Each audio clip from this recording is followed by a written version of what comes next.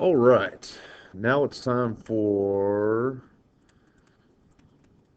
midterm review number 2. All right, and so this works with, if you look at my upper left hand, this works with study guide part 2. So obviously follow along as we're going through this. All right, first question, number 1, and that is determine blank A. All right, now with these type of questions, I think if I remember correctly, you're going to have a possibility of choosing blank A, B, and then possibly E. I think like F and D, those have been edited out, so you're not going to see them for these type of questions. So anyway, this is the summary line. So right here, I'm just going to draw over here. This is the summary line, all of this. And what this summarizes is all of this. Okay? Now, this is actually very simple. Okay? And a lot of students have been screwing up on this. All right? Very, very simple. When I'm looking for the payments and credits, you're literally going up here and seeing where are the payments. And I'll give you a hint. They're labeled payments. So payment, the first payment, $500. And then the next payment is $1,000. All right. So what was the total payments of this particular month? A would be 1,500. Okay. Now, when it looks for the new purchases, we'll do this in blue here. New purchases is everything that was bought at Walmart, Kroger, McDonald's, and then Amazon. I think B might be 667. I'm not sure. It's somewhere around there.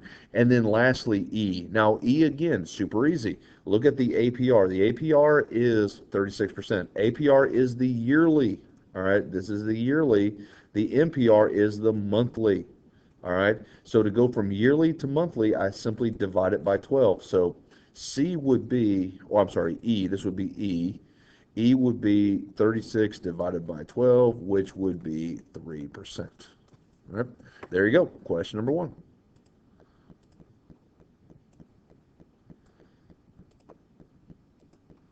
All right, question number 2. All right, so what we have is a summary line of the credit card statement. See the summary line right here? See how it's like right there? Well, for the next question, question number 2, we just cut the summary line out of that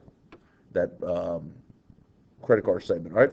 Now we're trying to solve for x. Now this is basic algebra, guys. Starting with 200 minus x plus 1200 plus this is equal to the new balance, and we don't do anything for minimum payment. So we're going to set this up as if we were in ninth grade here. Plus 1200 plus 20 plus 22 is equal to 662. All right. So I'm going to combine like terms. Combine like terms. So when I do all that, I'm going to get a number that I can't think off the top of my head. 200 plus 1200 plus, all right, 1442. All right, so 1442 minus x is equal to 662. Subtract 1442 from each side. Subtract 1442. X is going to equal, let's see. Actually, that's going to be negative x is going to equal negative 780, but since the x and the 780 are negative, we can just make them both positive. All right, we can do that. All right. Basic algebra. All right, question number 3. All right, so for 6 days he owed 5,000. All right, so to speed things up, I'm going to take 6, I'm going to multiply by 5,000 to get a number, 10 times 65 to get a number, 9 times 72, I'm going to get a number, and then 5 times 9,000, I'm going to get a number. And I'm going to add all those numbers up, okay? Now, I am totally making this up, but let's say if this ended up being 80,000. I'm totally making it up because most students can get the first part, okay? Then I have to divide it by the days. So dividing it by the days, I would add up all these numbers, and I believe it's 30. So I'm going to divide it by 30. And again, I am totally making this up just because of time. Let's say it ended up being $2,500. Okay? This would be considered the average daily balance. But the question is asking for the finance charge. All right, so here's how you find the finance charge. To find the finance charge, you take the average daily balance and you multiply it by the MPR. Okay, now in this question, I'll do this in green, it gave us the APR of 48%. See, I'm circling in green here? So off to the side, I need to convert my APR to my MPR. So off to the side, I'm just going to go, okay, that's 48%. I'm going to divide that by 12, and I get 4%. Okay, so once you have the information in blue, here we go. Take 2,500, put it there. 4% would go there. Now remember, it'd be 0.04. So it'd be 2,500 times 0.04, and you get your answer. Now remember, obviously the answer is totally made up from here. The correct answer for this one was actually 273, but not by the math that I used. I'm just trying to keep this problem relatively short without spending too much time. All right, John has a credit card. If the APR is 18%, what will the MPR be? Very simply, going from APR to MPR, APR to MPR, I divide it by 12. So 18 divided by 12, and I get 1.5%. That's it.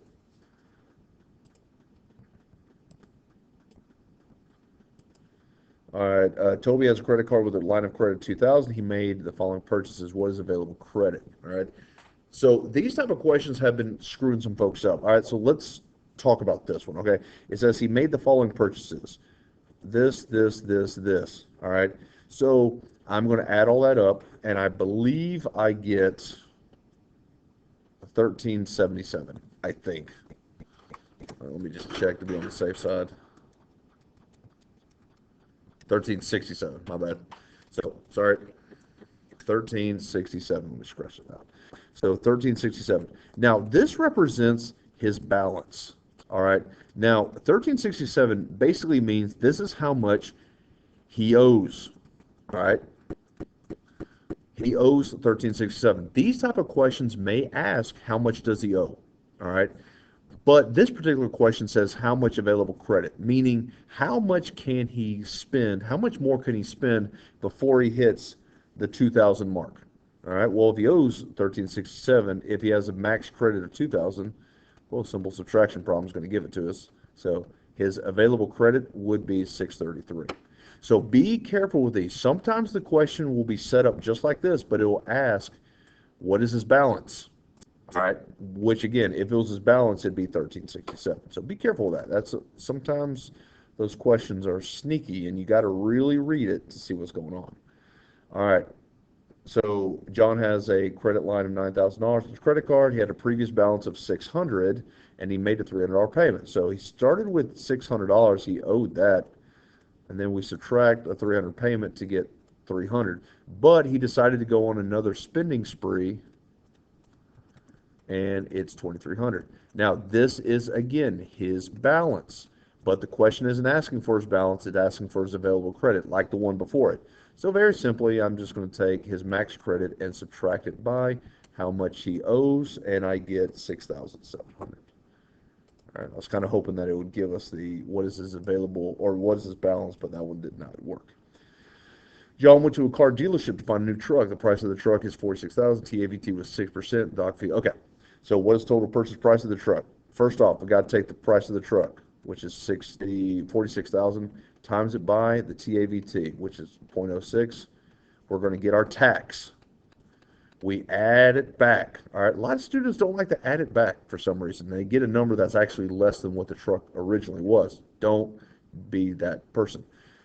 Once you add it back, then very simply you just tack on the doc fee and then tack on the title fee. That's what you do.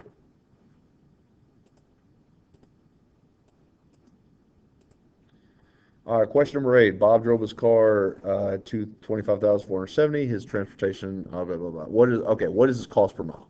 All right, cost per mile, very simple. Cost per mile is all of the costs divided by his miles. All right, so when I mean all the costs, notice it's plural. His variable cost, his fixed cost. So I'm just simply going to add that up. So 2,500 plus 1,900, I believe, is 3,400 divided by how many years? Actually, that's 44. Sorry, we'll do that again. 4,400 divided by how many miles? 25,470, and I get 17 cents. So every time he drives his car a mile, it costs him 17 cents. All right, Crazy Bill's Rock Bottom car lot. What is the sticker price? Very simple. The sticker price is the biggest number on the sticker of the windshield of the car that's in the car lot. 30,000. Add all that together, get your answer. Basically, just add everything on there. All right. Question number 10. John has 50, 250, 25 insurance. Last week he caused an accident. Okay. So, car insurance. Talking about property. That's the last number, 25,000. All right. So off to the side, 25,000 max is what the insurance can pay. All right. First thing out of the gate, I got to add everything up. All right. So when I add everything up, it looks like it ends up being 28,000 if I add it correctly. All right. Now, the damage exceeded the amount of coverage that the insurance will pay. So the insurance company will pay up to 25,000. After 25,000, John would have to pay the rest. All right. So if the total is 28,000, the insurance says I'll pay the first 25,000. All right. So this is insurance. Well, 28,000 has got to be paid. I know the question isn't asking. The question is asking how much the insurance will pay, but for different versions, it may ask how much John will pay. So John would have to pony up the rest of the 3,000. All right, this would be John's responsibility. All right, that's how it works.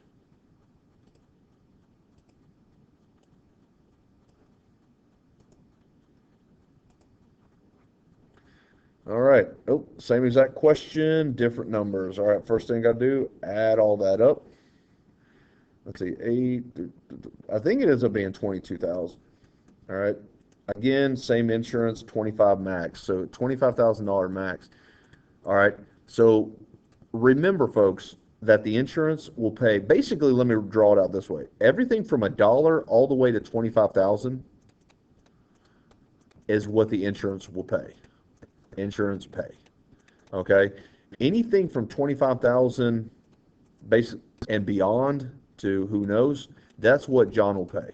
John will pay the difference. All right. It was only $22,000 that was messed up. So that means the insurance is going to pay it all. All right. So if the insurance pays it all, that means John pays nothing. All right. The insurance pays it all. So if the question was asking how much would the insurance pay, you would say 22,000. But the question was how much does he have to pay? Well, if the insurance is paying everything, then obviously there's nothing else for John to pay for. So the answer would be 0.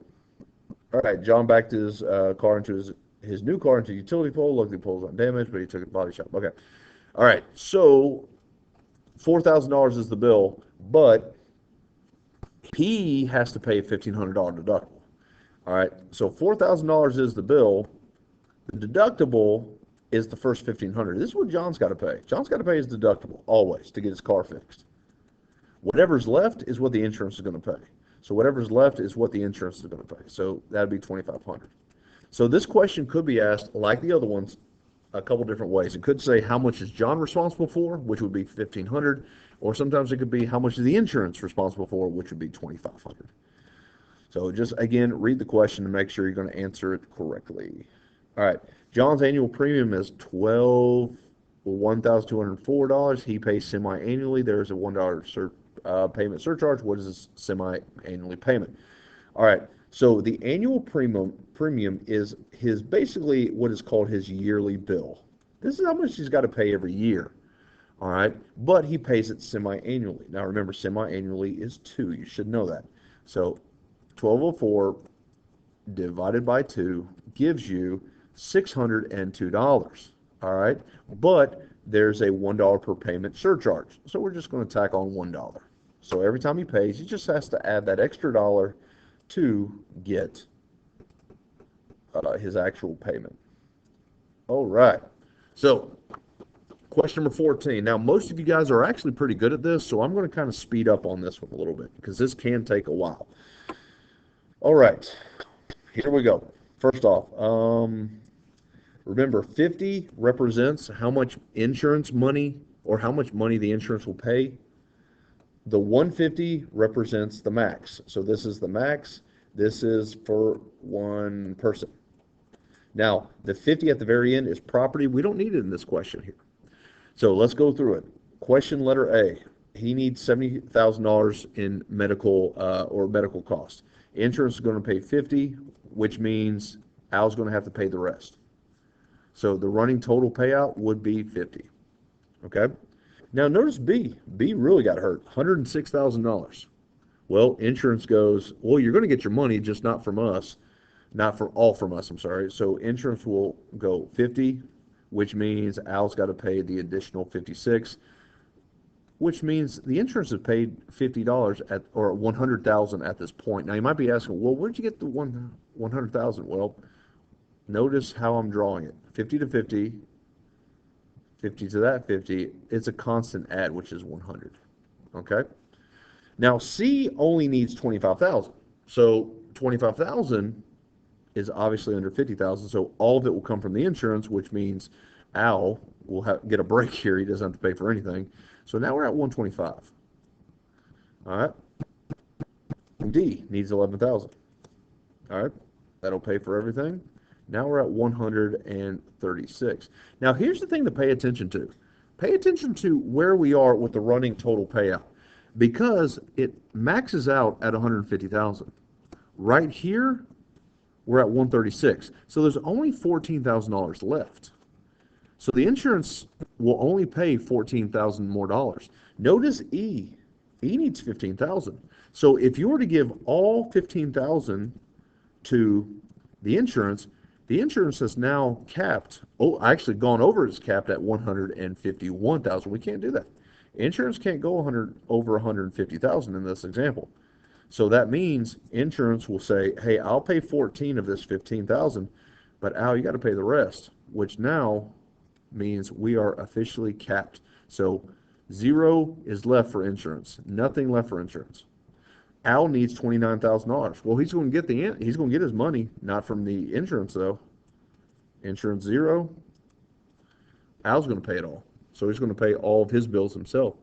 So this question could be asked two different ways. It could ask, how much will the insurance company have to pay? Well, that would be 150,000 because I simply just added up this entire column. How much will Al have to pay? Well, I'll just have to add up that number, which I believe it 105,000, I think. 106. I didn't see that extra one there. So Al would have to pay 106,000. Now this column here you don't add. A lot of students like to add this. You don't add this. This is just running total. You're just showing your work here. All right. So the answer would be either 150 or 106, depending on what the question's asking. All right. Okay, here's another question, very similar. Again, we're at the 50, 150, and of course that's property. We don't deal with that. So A, that looks similar. We're going to speed up a little bit. That's 50. B would be 36. 0, 86. C would be 55.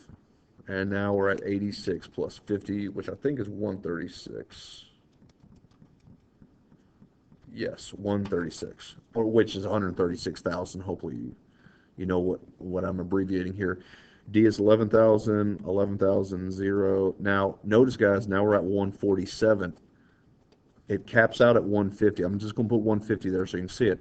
We have $3,000 left until the insurance caps out. So he needs 15,000. He's going to get it, but only 3 of it's going to come from the insurance company, which means Al pays the rest. Now we're at 150, and so the insurance has officially capped. We're done. So Al, again, 29,000 goes right there. All right, so let's add it up. Insurance, add this column, will pay 150,000. Al will pay whatever all that adds up to be, which I'm not even going to try. 25 plus 12 plus 29. All right, that gives us 66,000. 66,000. So again, depending on the question. Now, the question is, how much will Al have to pay? Remember, Al would pay 66,000. The insurance will pay 150. Just, again, the question could ask two different ways. Make sure you read the question correctly. All right. And I believe that's it. All right, we're done. All right, so part two is done. All right. That was shorter than I thought it was. I thought it was going to be about 20 questions. But anyway, we're done with part two. Make sure you check out part three to get the full trilogy of the midterm review. Thank you.